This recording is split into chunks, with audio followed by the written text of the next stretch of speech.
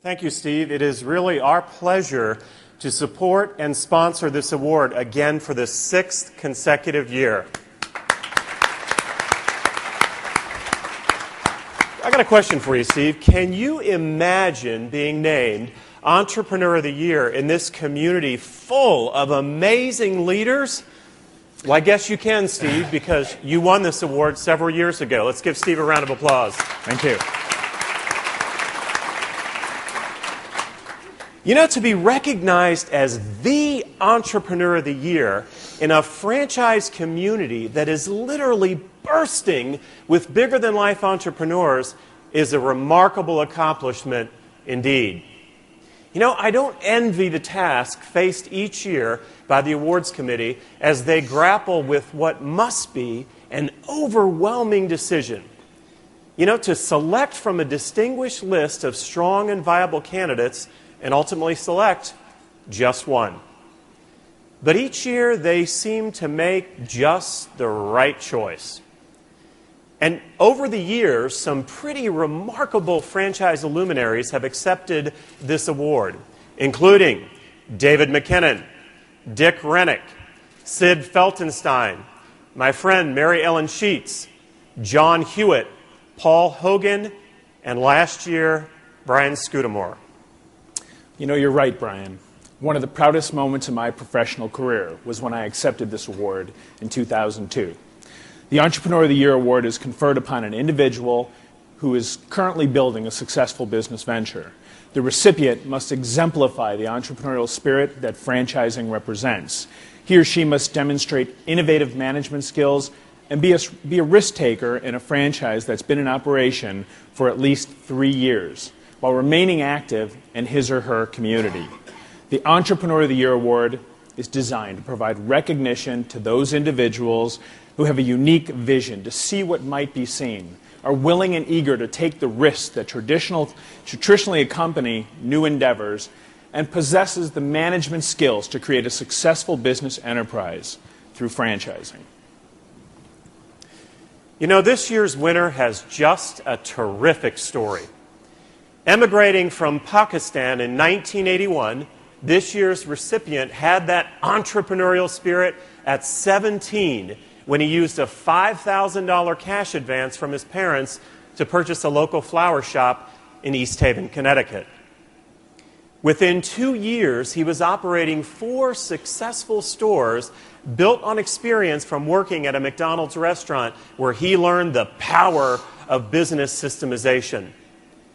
After realizing the need for quality software systems for ease of management in the retail floral industry, he founded computer software distributor Netsalus in 1993 and honed his computer skills with computer systems. In 1999, he opened the first Edible Arrangements, which specializes in fresh fruit arrangements. He began franchising the concept in 2001, which has grown to more than 800 stores in the U.S., Canada, Puerto Rico, the United Arab Emirates, Saudi Arabia, and the United Kingdom.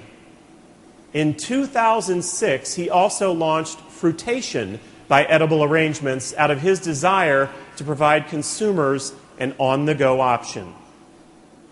In an effort to give back to the community, he started an academy as a not-for-profit school in the Muslim community to provide support for those in need. Ladies and gentlemen, please join me in welcoming the winner of the 2008 Entrepreneur of the Year Award, Tariq Farid.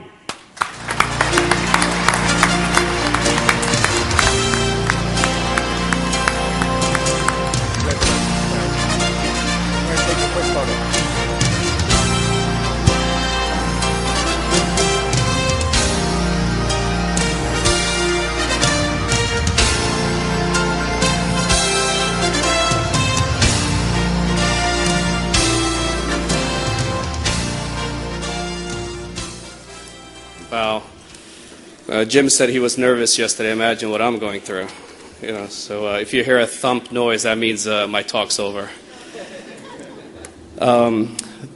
Thank you very much, Brian. First, let me congratulate all the winners, and I'm honored to be in their company. And Steve, you included, thank you very much. This was not expected, especially with so much talent sitting right here in the audience and throughout the franchise industry. It was not too long ago, I sat somewhere in the background, awed at the accomplishments of people that were receiving this award a while back. And, you consider yourself that small speck in the ocean, and you never really dream of ever being up here. Wow, this is truly great. Thank you. There are just so many people that I have to say thank you to, because this was not an accomplishment of a single person. If it was not for them, I wouldn't have had the wisdom, the strength to be standing here today. First, and this is very important, I would like to thank the IFA. The first organization that I turned to as soon as I decided that I was going to franchise, and it was the way it was decided, it was kind of odd. Somebody walked up to our store and said, "Hey, I want to buy one of your franchises, and we're only open for about 6 months." And you kind of compose yourself. First, we want to ask them why. You kind of compose yourself and say, "Oh, sure, no problem. I think we have to do some documents. It won't take long." There was no disclosure. There was nothing of that. So there was some, kissing up and everything that happened, and some worshiping of that person that happened. But there was nothing above that. And, I turned to the IFA, and it gave me the resources. It gave me everything that I needed to get going. And it is incredible that the people who've come before us, who've paved the way to build a model, to this day, franchisor like myself, emulate or really want to achieve that next goal. These legendary pioneers in the franchise industry, such as Ray Kroc, I actually spend a lot of time kind of referring to him when it comes to our franchisees and everything, to inspire them with what they've accomplished. To IFA founder Bill Rosenberg, I mean, what an incredible man, and especially to give us an organization such as the IFA. And then Fred DeLuca, he's right in Connecticut, and I find myself always turning to him, bouncing ideas off of him, and there is never when a Fred doesn't return the phone call or doesn't give me advice that is just incredible. So, these leaders, what they've done and what they've accomplished, we can only dream one day to follow. Second, I would like to thank our franchisees. We have some of the most incredible franchisees, truly amazing ambassadors of our brand. Without them, I'm nothing and would have no reason to stand in front of you today. This is their award, and they deserve it, and they've done an amazing job. Third, I would like to thank the dedicated team of Edible Arrangements and our IT company, NetSolace. They've worked very, very hard to turn my ideas into reality, and I've been blessed with truly an amazing group of people. I also do not want to forget the unsung heroes, and the people I consider who tend to be the most understanding and tend to be the most tolerant as we pursue our dreams.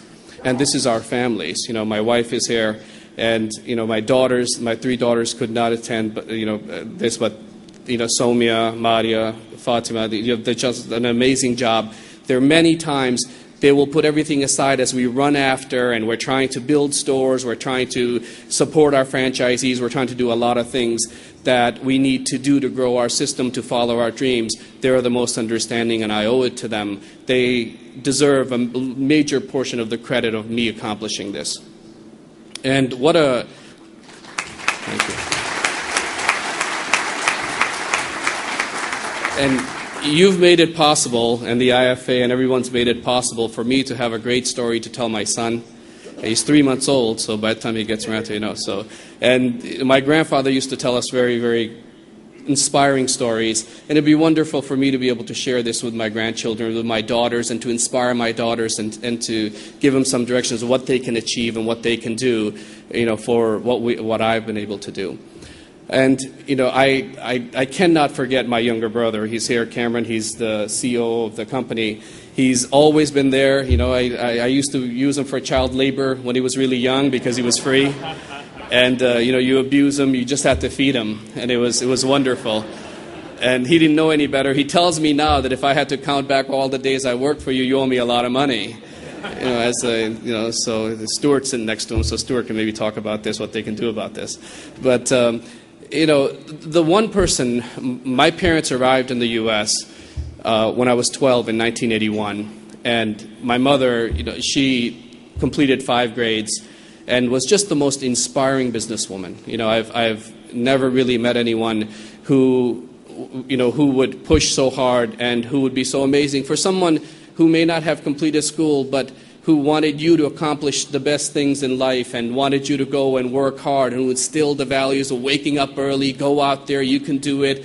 And, she was truly amazing. And she would I know she would be sitting in the audience right now probably crying, and she would just be awed. And she didn't live to see this day. She only saw the difficult days. But I truly owe a lot to her. And without her, she was actually my first business partner. When I started my first store at 17, I was in high school at that time, and she would watch the store for me while I went to high school. And when I would come, she would write down on pieces of paper how many sales I had and what I had to do. And it was truly amazing. And then when it came time for me to start into another business, she had saved money for years, and she was my first bank when no bank would give me a loan. And this was money she saved up over 20 years, $50, $20, and we were sitting around the table. I said, I need $50,000. She kind of smiled. She goes, okay, I'll give it to you tomorrow. And we were sitting there, where did you get $50,000? She goes, all those years you used to give me 20, 30, I saved them. And it was truly amazing. And she inspired us, and she really got us on the right path, and always kept us there and kept us focused. And and I don't think there's anything that I can do in life that would ever repay what she did for us. And all of you will agree, this goes for all mothers. I mean, they're just truly amazing. Finally, there are so many within the franchise industry that I have to thank. And I have actually matured in the company of some great people within the franchise industry. From my first interaction when I knew nothing about franchising to today when we have a large organization. These people have helped me to grow from a single store that in the first year did $200,000 to this year we'll do over $400 million in sales. These amazing, thank you. These amazing people, they include, Michael Said. There's a great story, and I'm going to just repeat it for 1 second. When I started franchising and this person reached out to me, I picked up the phone and started calling. And Michael doesn't remember this, but I will never forget it. I saw his number in Hartford, figured, and Michael, this is in no way, relation to your fees or anything, but I figured I could probably get free advice because he's somebody close. He can't be that expensive. So I called up Michael out of the blue. He picked up the phone, and he spent 45 minutes to an hour with me explaining to me what you should do, how you should go about it, and what to avoid. You have a great thing. Run with it. Keep that energy. And it helped me to get so far. And it was just sort of it set the precedence on what I would do. And I find myself giving similar advice, and people will get kind of cautioned, like, why is he being so open? I'm just trying to live up to an example that somebody set with me a while back, that, that I have to give back the way he helped me in the beginning when I really needed a lot of help. And then, I got Michael's number through the IFA. In the beginning, I called the IFA, and they gave me some numbers to call, and that's how I found out about Michael. And then the second person who's been with us from the beginning, who's been a co-pilot of our brand, who's helped us to steer it in the right direction, Stuart Hirschman. I met Stuart in 2002 at one of programs like this, where you kind of sit there and you ask those dumb questions. And and a person turns around without smiling or laughing at you. They answer it, and it turns into an incredible relationship. And he's been truly amazing. And so thank you, Stuart, and I thank all of DLA Piper. They've always helped us along the way.